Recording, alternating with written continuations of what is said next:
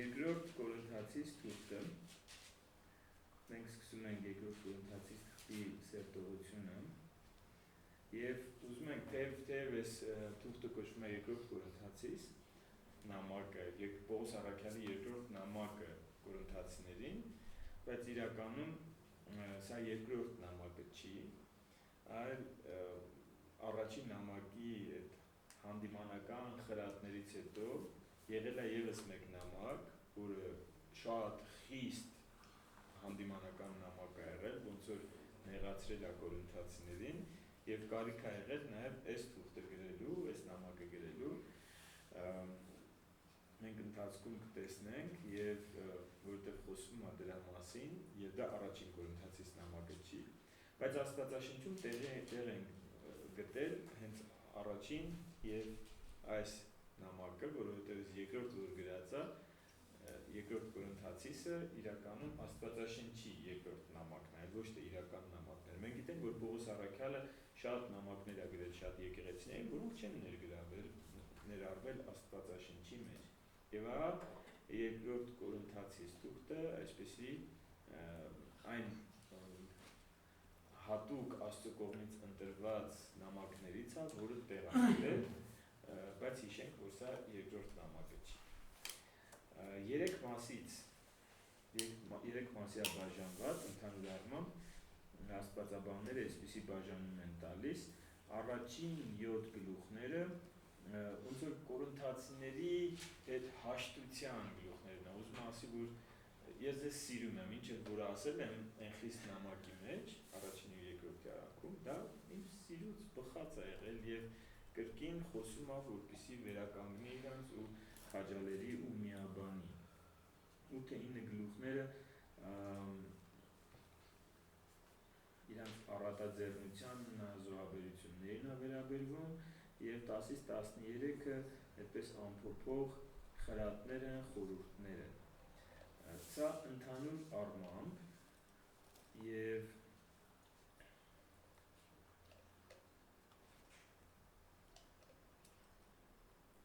լավ, ընթացքում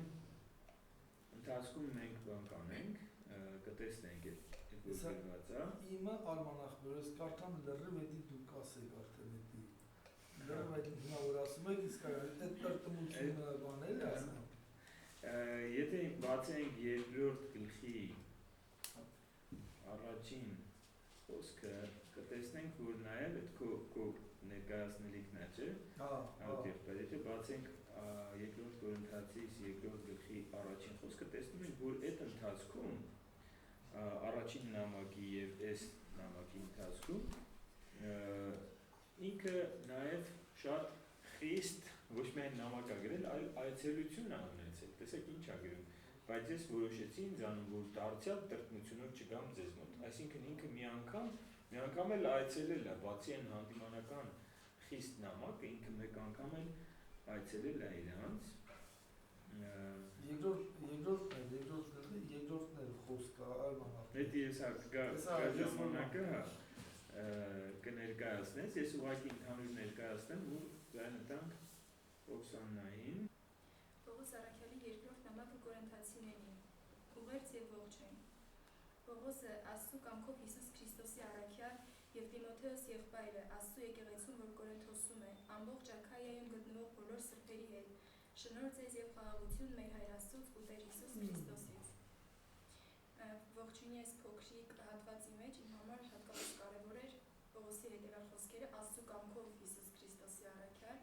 քանի որ Աստծո կամքի մեջ լինելը յուրաքանչյուրիս համար ամենակարևորն է, ու Պողոս առաքյալը վստահ է իր կոչման մեջ։ Ու նաև շատ կարևոր էր վստահ գրելը, որ կարդացողը ինքն էլ համոզված լինի, որ տվյալ խոսքը, որ փոխանցում է առաքյալը, բացարձակապես Աստծուց է։ Պես ինչ էր տեղ ունենում, որովհետև մարդիկ կային այնտեղ, որ ասում էին Պողոսի խոսքերը հեղինակություն չեն։ Այսինքն ես էլ պիտի հաշվի առնենք, թե ինչ էր կատարվում Կորինթոսի եկեղեցում, եւ ինքը հատուկ շեշտում է, որ ես Աստծո կամքով առաքյալ եմ։ Օրհնյալ է Աստված եւ Տեր Հիսուս Քրիստոսի Հայրը, Հայրը գթությունների եւ Աստված ամեն մխիթարության, որ մեր բոլոր նեղությունների մեջ մխիթարում է մեզ, որպեսզի մենք էլ կարողանանք մխիթարել նրանց, ովքեր ովքեր ամեն տեսակ նեղության մեջ են եւ այն մխիթարությամբ, որով մենք մխիթարվում ենք Աստծուց։ Հայրը գթությունների եւ Աստված ամեն մխիթարության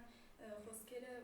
խոսում են Աստծո անսահման ողորմածության, խրախուսող եւ ցանկացած դժվար իրավիճակից բարձրացնող լինելու մասին։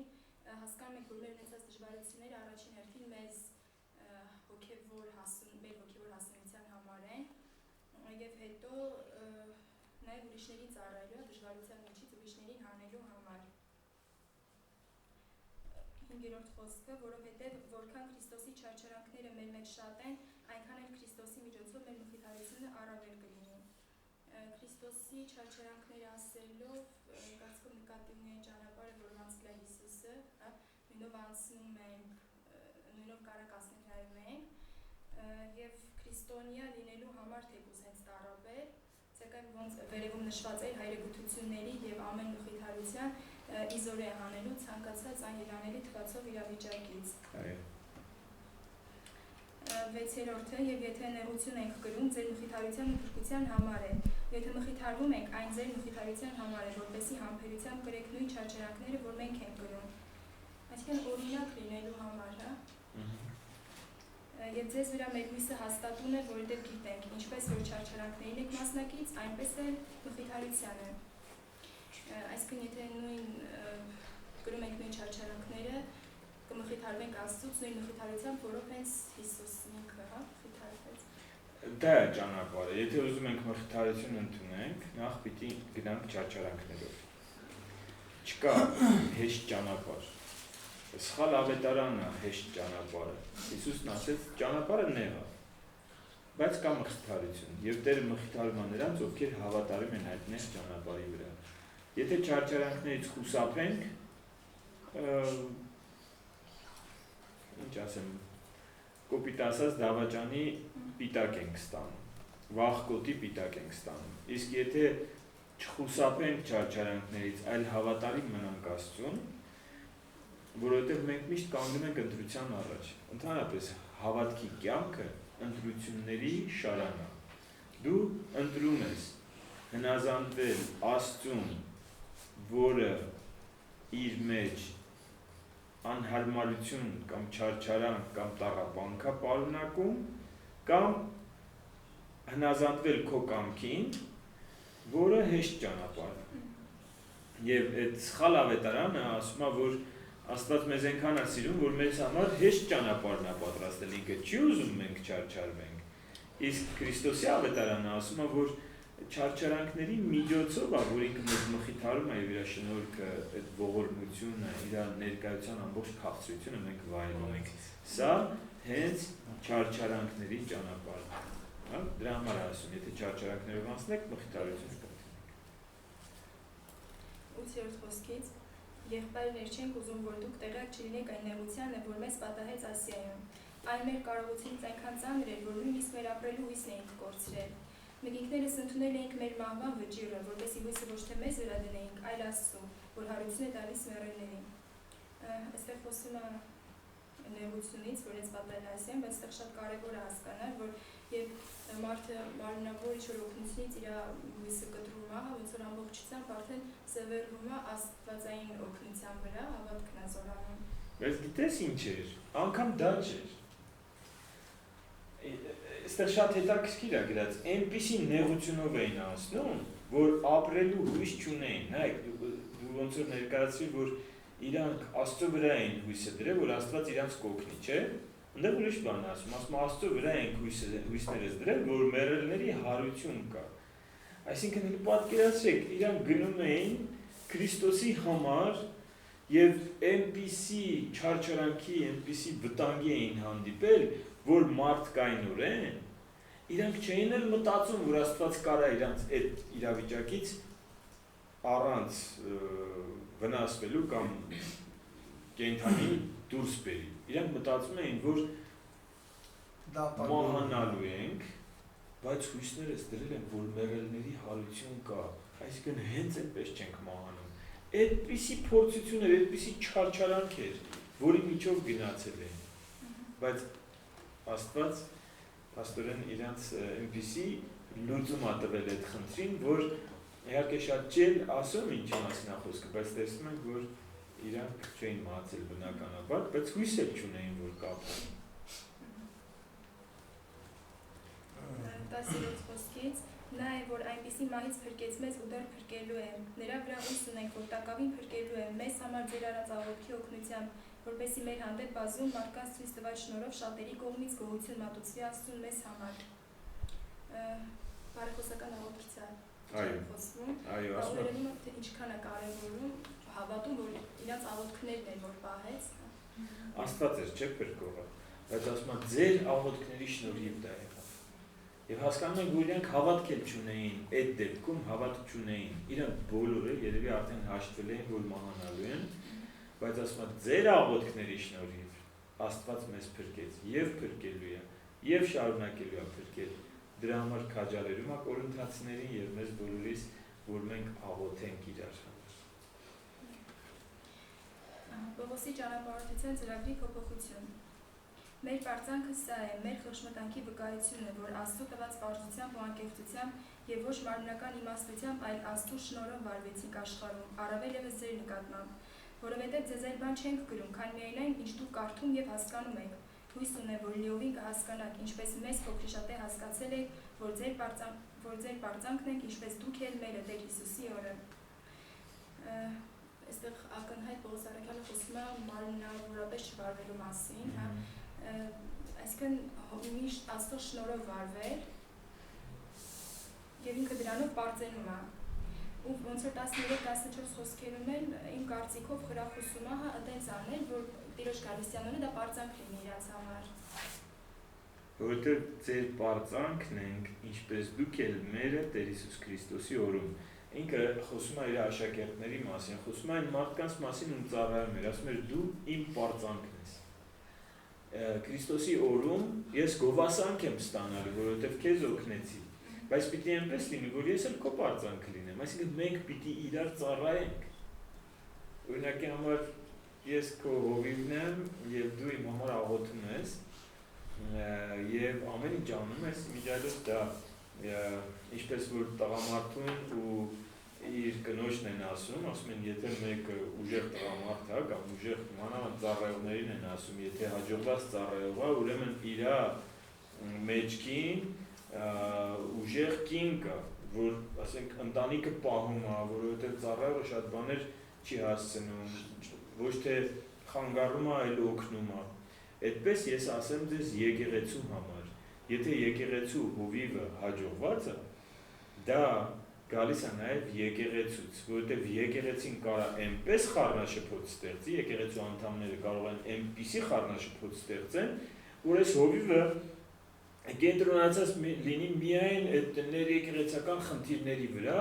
ու չկարողանա ծառայի եկեղեցուց դուրս եւ լինի իր ամբողջ կյանքը լարվածության մեջ սրա հարաբերությունը նրա հետ, նրա դժգոհությունը, նրա հեռանալը, նրա ապստամբությունը եւ եթե հաջողված հովիվ է սա նաև հաջողված համայնքի մասին է խոսում,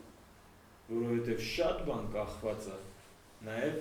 ձեր վերաբերմունքից առաջնորդի հանդեպ։ Հիմա ես ձեզ եմ ծառայում, դուք իմ պարծանքն եք Տիրոջ օրը, դուք ինձ եք ծառայում, ես եմ ձեր պարծանքը Տիրոջ օրը։ Երբ որ կկանգնենք բոլորս Քրիստոսի առջև դատաստանի օրը, եւ ինքը կսկսի քեզ գովալ, ես ինձ լավ եմ զգալու։ Երբ որ քեզ գոված, այդ գովասանքը գալի է ինձ նաև, որովհետև ես ներդրում եմ ունեցել քո հոգևոր աճի մեջ։ Երբ որ կսկսի ինձ գովալ, դա ձեր պարծանքն է լինելու, որովհետև դուք էլ իմ կայանալու մեջ ձեր ներդրումն եք ունեցել։ Ահա թե ինչ էր ասում, ահա թե ինչպիսի մտերմություն, ինչպիսի փոխադարձ ծառայության մասին էր խոսում։ 15-ից Այս վստահությամբ նախ ուզում էի ձեզ մոտ գալ, որ դուք երկրորդ շնորհն ընդունեք եւ ձեր մոտից Մակեդոնիա գնալ։ Մակեդոնիայից դարձյալ ձեզ մոտ գալ ու ձեր մոտից ճանապարհ ընկնել դեպի Հրեաստան։ Արդ եթե այս մտածեցի, միթե թեթևամտություն արեցի, կամ թե այն ինչ մտածում եմ մարմնապես եմ մտածում, որ իմ կողմից այոն այո լինի եւ ոչը ոչ։ Վկա է Աստված, որ ձեզ հողված մեր խոսքն այո եւ ոչ չէ, որովհետև Աստծո որդին Հիսուս Քրիստոսը, որ ձեր մեջ կարողվեց մեզանով, իմ Սիվղանոս և Տիմոթեոսի միջոցով այո ոչ չեղավ, այլ նրանով այո եղավ։ Երկրորդ շնորհքի մասին։ Երկրորդ շնորհքը չեմ ուզում անցնենք, երկրորդ շնորհքը ես ինչ ասում։ Երկրորդ շնորհքը լինի։ Ինքը իր ծառայությունը կարծում եմ, որ Աստծո շնորհքն էր համարում Կորինթացիների եկեղեցուն։ Եվ մեկ անգամ եկել էր եւ ծառայել էր, եւ ասում եմ, ես ուզում եմ եւս մեկ անգամ գամ, որ ձեզ երկրորդ շնորհքը լինի։ Եվ սա շատ հրաշալի է։ Աստծո շնորհքն է, երբ որ ես գալիս եմ ձեզ ծառայում, կասես Պողոս Ավակյալ, մի քիչ համեստ եղի, բայց ինքը չափազանց համեստ մարդ էր, եւ շատ անգամ այսպիսի բաները շեշտադրում ա, որպեսզի կորինթացիները հասկանան Աստված ինչ բարիք ա անում իրանց։ Հիմա այսքան ծառայությունից հետո երկնքում հավատում եմ, որ իրանք հասկանում են, թե Պողոսը ինչպիսի շնորհք էր Աստծուց ուղղված կորինթացիների եկեղեցուն, եւ որքան մարդ իր ծառայության շնորհիվ հիմա երկնքում այլ ոչ թե դժոխքում կրակների մեջ։ Եվ այս երկրորդ շնորհքը նշանակում է երկրորդ այցելությունը։ Իսկ եթե ասում է այո եւ ոչ չեղավ, այլ միայն այո եղավ, սա նշանակում է ես ամբողջովին նվիրված եմ եղել։ Եվ եթե մի բան խոստացել եմ, հետո չեմ փոխել իմ խոստումը։ 20-րդ խոսքից, որովհետև Աստծո այդքան խոստումները նրա մեջ իրենց այոն գտան, դրա համար էլ նրանով է ամենը, որ ասում ենք Աստծո փառքի համար։ Բայց մեզ ձեզ հետ Քրիստոսով հաստատողը եւ մեզ ոնցող Աստված է, որ մեզ նաև կնքեց եւ հոգու առավատյան մեր սրտերի մեջ դրեց։ Այսինքն Աստված հոգացել է, հա, ամեն բանի մասին։ Այո, Աստծո խոստումները նաև այո են եւ ինքը որ եկել է ամենը այո է դարձել, այսինքն Աստծո խոստումների իրականացումն է ցույց տվել։ Այդ գրավ, մեր այսօրվա գրավը չի, որ գրավ ես դնում տունդ վարկ ես վերցնում, չէ։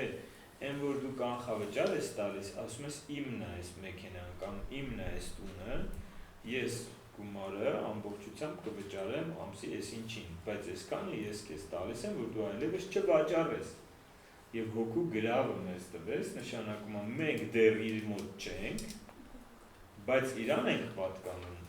ամբողջովին, այո, հոգու մասին է, Սուրբ Հոգու մասին է այստեղ։ Սակայն ես Աստծուն իմ անձին վկա եմ կանչում, որ ձեզ խնայելու համար մինչև հիմա Կորինթոս չեկա, ոչ թե ձեր հավատի վրա ենք իշխում, այլ մասնակից ենք ձեր ուրախությանը, որտեղ դուք հավատի մեջ հաստատում եք։ Դա ոնց հասկանանք, այսինքն կամ կարող հասկանանք, որ ձեզ ծանրություն չէ ուզում լինեի, կամ չհանդիմանելու, կամ որ գայի լավ չէ լինի ձեզ համար։ Բայց ես իմ մեջ այս որոշեցի, որ դարձյալ չգամ ձեզ մոտ, ձեզ չտրտմեցնելու։ Տեսեք, բացատրում է արդեն։ Որովհետև եթե ես ձեզ տրտմեցնեմ, ելով ինձ ուրախացնի, եթե ոչ ինձանից տրտմածը, Եվ այս գրեցի, որ երբ գամ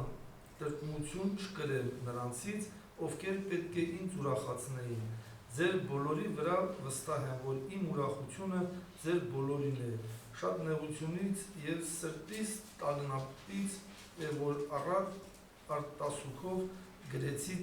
ձեզ, ոչ որպիսի տրտմեցնեմ ձեզ, այլ որպիսի իմանաք ձեր նկատմամբ իմ ունեցած անսահման սերը։ Հալելույա։ Ամեն։ Քրիստոնեական ներողամտություն։ Եթե որևէ մեկը տրտմեցրել է ոչ միայն ինձ և տրտմեցրել այդ չափազանցրած չլինեմ ինչ-որ չափով նաև ձեզ բոլորիդ։ Այդպիսի մարդու համար բավական է այն հանդիմանությունը, որ շատերի կողմից եղավ։ Այսուհետև ընդհակառակը դուք ավելի ներեք ու մխիթարեք նրան, որպեսզի այդպիսին սաստիկ տրտմության մեջ չընկղմվի։ Դրա համար աղաչում եմ ձեզ,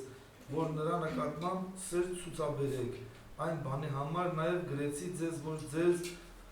փորձելով իմանամ, թե արդյոք ամեն բանում հնազանդ եք, եթե դուք մեկին ինչ-որ բան ներեք, ես էլ կներեմ,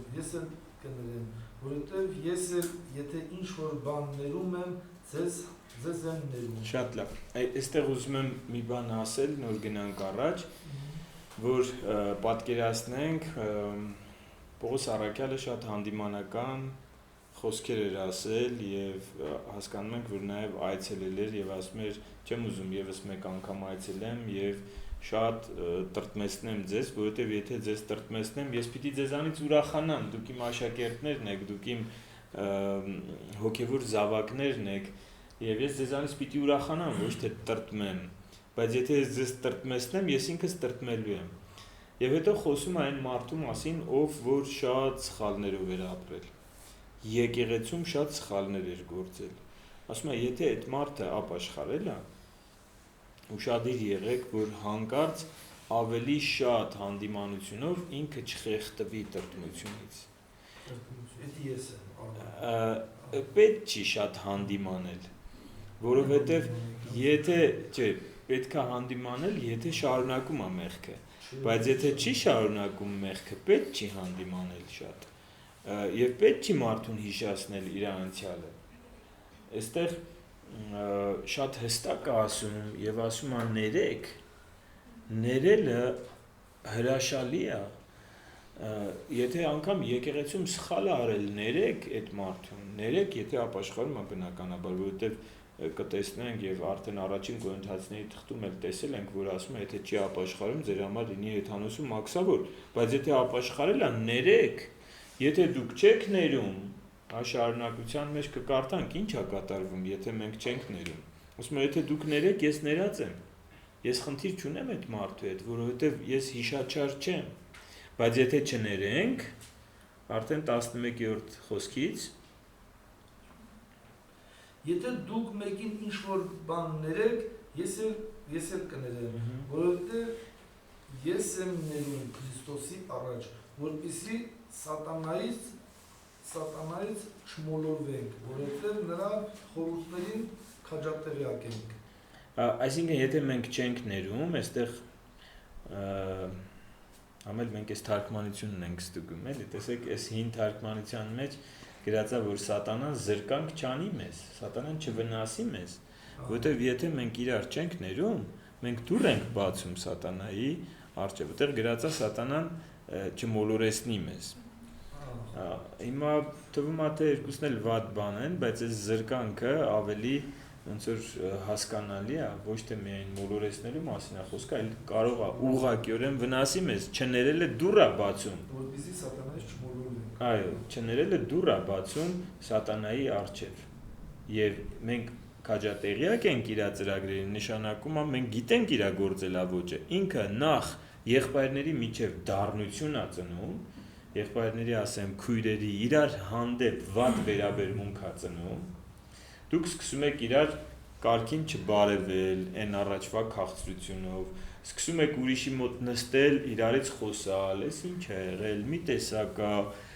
տեսար իմ հանդեպ վատ վերաբերվեց, բա սենց պետք է լինի, բանենց պետք է լինի, սկսում եք խոսալ, հետո իրար դեմ տրամադրվում եք, հետո իրար տեսնել չեք ուզում անգամ, գալիս եք անգամ եթե հնարավոր է դիմացի մայթով անցնել ու չնկատել, թեև հեռվից տեսել ես, հայց գտնենց ես այն մյուս կողմ թեքում, որ չտեսնես ես մարդուն։ Եվ արդեն եկեղեցու իրար անդամ լինող հավատացյալները իրար դեմ այս չներելու դառնությունն են բերում եւ սա դուռ է բացում երկուսի կյանքում էլ սատանայի առաջ, որովհետեւ սատանան այսպես է գործում։ Նախ բաժանումը, հետո տիրումը։ Գնանք առաջ։ Պողոսը տրավադայում։ Երբ ես Քրիստոսի ավետարանի համար հասա Տրովադա,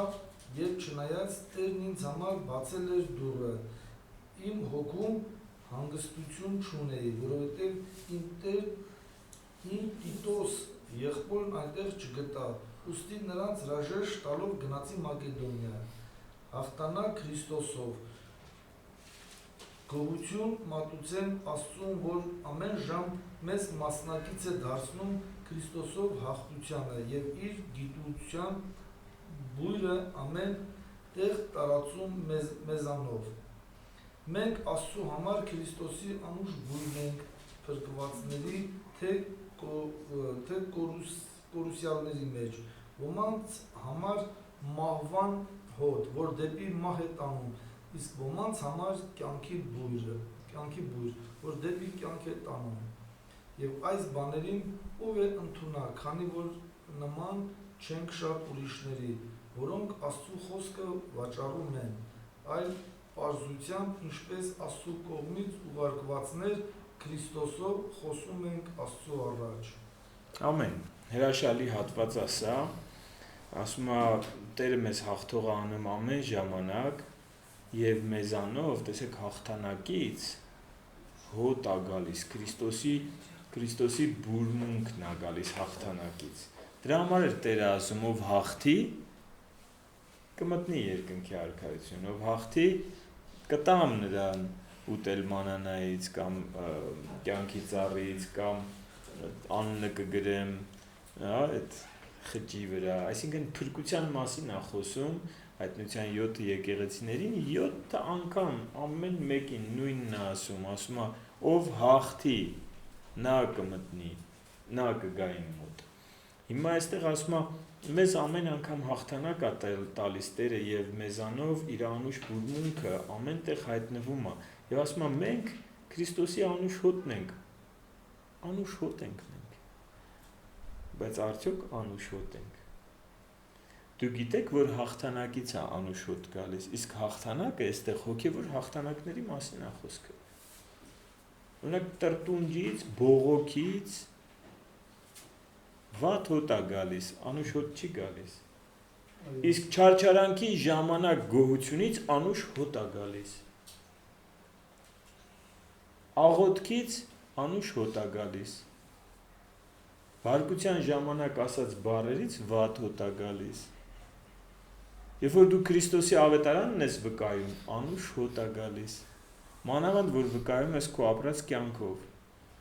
Իսկ եթե հիշում եք կամուրջը եւ պատնեշը, եթե դու կամուրջ ես դեպի Քրիստոս մարդկանց համար, անուշ հոտ է գալիս քեզանից։ Իսկ եթե պատնեշ ես, քեզ նայելով ասում են ես չեմ ուզում այս մարդու եկեղեցին գնամ։ Ես չեմ ուզում գնամ այն եկեղեցին, որտեղ այս մարդն է գնում, որտեղ ինքը հեչ Քրիստոսի նման չի։ Նշանակում է մեզանից վատ հոտ է գալիս։ Բայց այստեղ Պողոսը ասում է մենք Քրիստոսի անուշ բույրն ենք, ոմանց համար դեպի կյանք, ոմանց համար դեպի մահ։ Ցավոք սրտի, ոմանց այդ անուշ հոտը սպանում է։ Գիտեք ոնց։ Մենք գնում ենք իրանց տալիս ենք ընտրություն։ Մենք տանում ենք Քրիստոսի ավետարանը, Քրիստոսի բարի լուրը, խոսում ենք, որ կա փրկության ճանապարհ, Քրիստոս մեր մեղքերի համար վճարել է խաչի վրա եւ մեզանից մնում է ընդամենը հավատանք իր արած գործին եւ իր փոխանցած ուսուցմանը եւ հավատանք ու հնազանդվենք, դառնանք իր աշակերտները եւ ապրենք ըստ իր սկզբունքների։ Մարդը լսեց,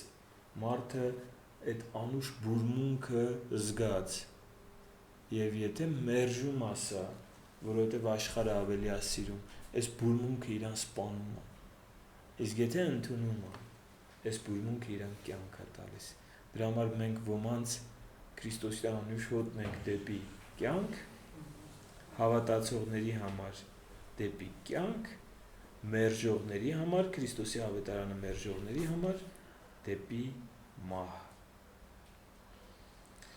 Եվ ասում եմ մենք շատերի պես չենք, որ Աստծո խոսքը խարդախում են, այդտեղ գրած էր վաճառում են, չէ՞։ Այստեղ խարդախում են, որ ծռում են, հա, այլ պարզ ավետարան ենք ձեզ տալիս։ Մեղքի դեմ պայքարելու ավետարանը։ Եվ Քրիստոս հրաշալի է այս հայտնությունը, Քրիստոս ոչ միայն ներել է մեր մեղքերը, այլ նաև մեզ ուժ է տվել մեղքից ազատ ապրելու համար։ Ինչքան պարզ է այս ավետարանը։ Ինքը ներում է քո մեղքերը, ինչ մեղք գործած լինես, ինքը ներում է եւ նաեւ ուժ է տալիս մեղքի իշխանությունից ազատ լինելու համար։ Սա Քրիստոսի ավետարանն է։ Դու կարող ես ապրել սրբության կյանքով։ Եթե հարցեր չունենք, անցնենք երրորդ ուղին։ Նոր ուխտի ծառաներ։ Նորից սկսենք մենք մեզ հանձնարարել կամ ոմանց պես կարիք ունենք ձեզ հանձնարարական թղթեր ուղարկելու կամ ձեզանից ստանալու։ Մեր թուղթը դուք եք, մեր սրտերում գրված բոլոր մարդկանց կողմից ճանաչված եւ կարդացված։ Դուք հայտնի եք որպես Քրիստոսի թղթեր, մեր սպասավորությամբ գրված ոչ թե թանաքով, այլ կենդանի Աստծո հոգով, ոչ թե քարե տախտակների վրա, այլ սրտի մարմնեղեն տախտակների վրա։ Եվ մենք այս վստահությունն ունենք Աստծո հանդեպ Քրիստոսի միջոցով։ Մենք ոչ թե ունակ ենք ինքներս մեզանից որևէ բան մտածելու, այլ մեր ունակությունն Աստծուց է։ Այս խոսքերից հասկանում եմ, որ պիտի մենք խոսքը մեր սրտում գրենք, հոգով Աստծուն ծառայենք։ Շատ լավ, այստեղ նաև մի գեղեցիկ բան կա գրած, ասում է դուք մեր թուղթն եք, մեր սրտի մեջ գրված։ Մարդիկ կարդում են ձեզ, մարդիկ իմանում են Քրիստոսի մասին, ձեր ապրած կյանքով, եւ որ ասում եմ մարդիկ կարդում են ձեզ, մարդկանցից կարդացված, չէ՞ տենց էր ասում։ Այսի նշանակում է, որ մի քարոզիչ էր ասում, հիմա չեմ հիշում որտեղ եմ սա լսել, բայց շատ հրաշալի խոսք է, ասում էր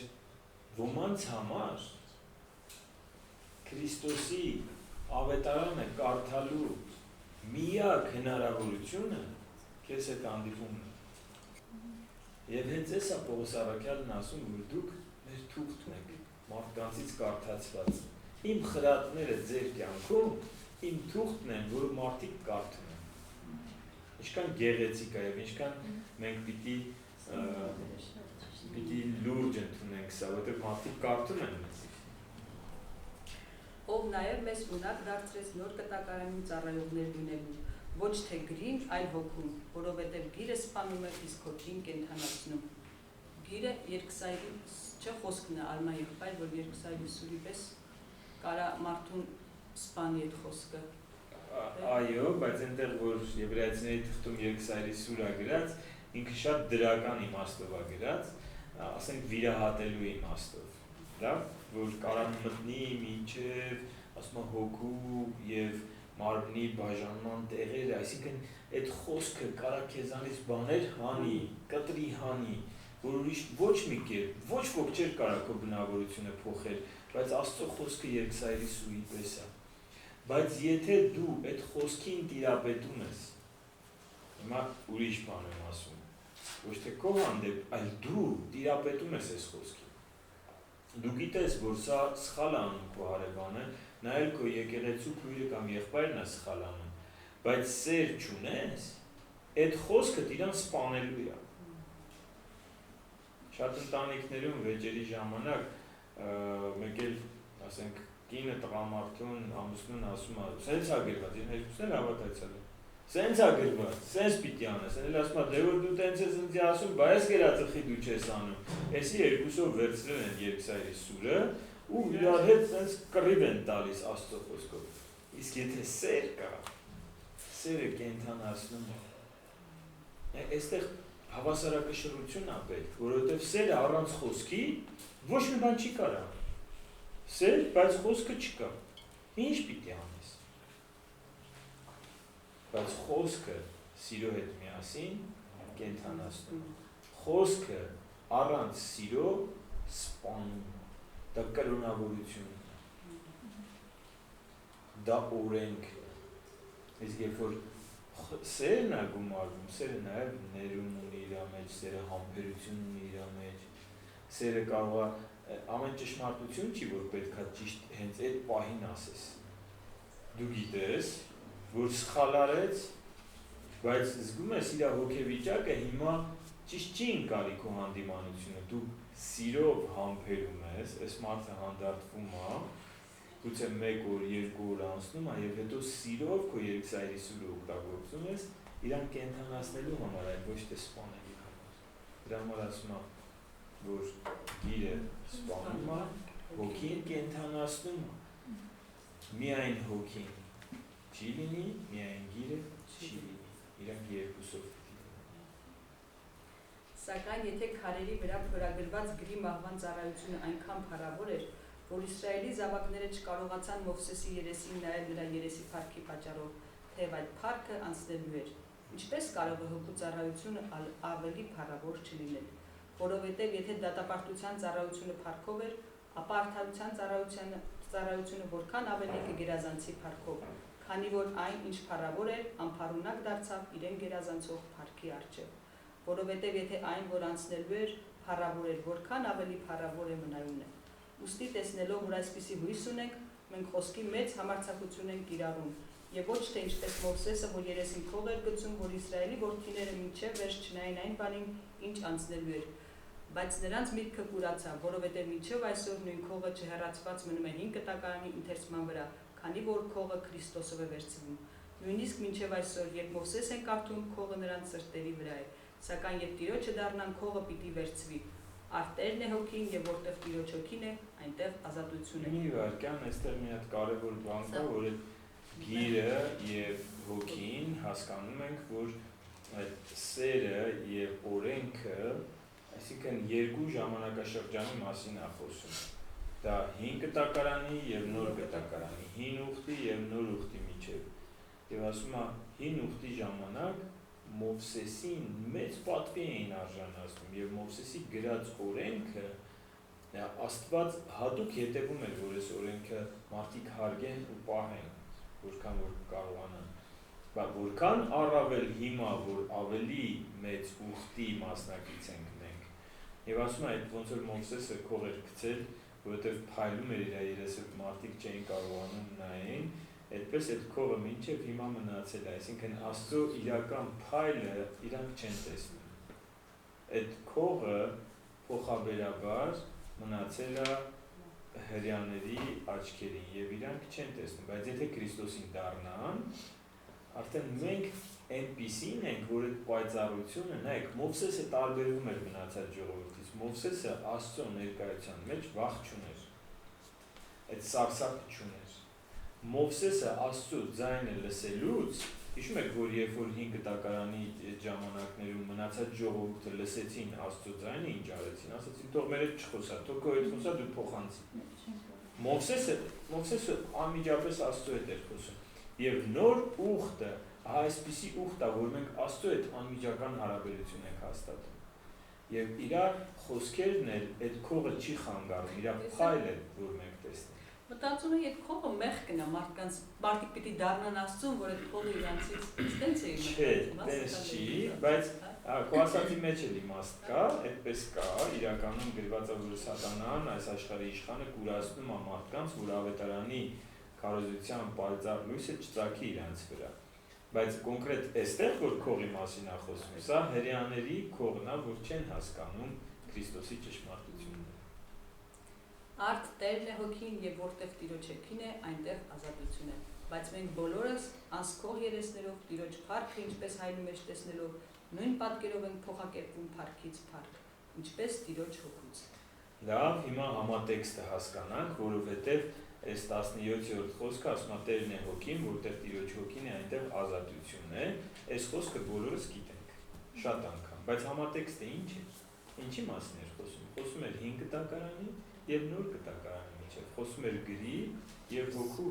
այդ միջեւ եղած տարբերությունների մասին, այսինքն որտեղ որ նոր ուխտն է, որտեղ որ հոգին է, այնտեղ ազատություն է։ Մենք հիմա կանչված ենք ազատության մեջ եւ ազատությունը այնպիսի մի հրաշալի բան է, այնպիսի մի հրաշալի բան, որ նոր կտակարանի հավատացյալները այլևս օրենքի ծանրության տակ չեն ապրում։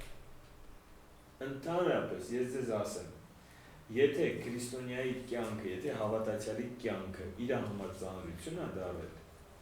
հոգևոր ծանրություն, ուրեմն ինքը ճիշտ չի հասկացել հավատքի ընթացքը։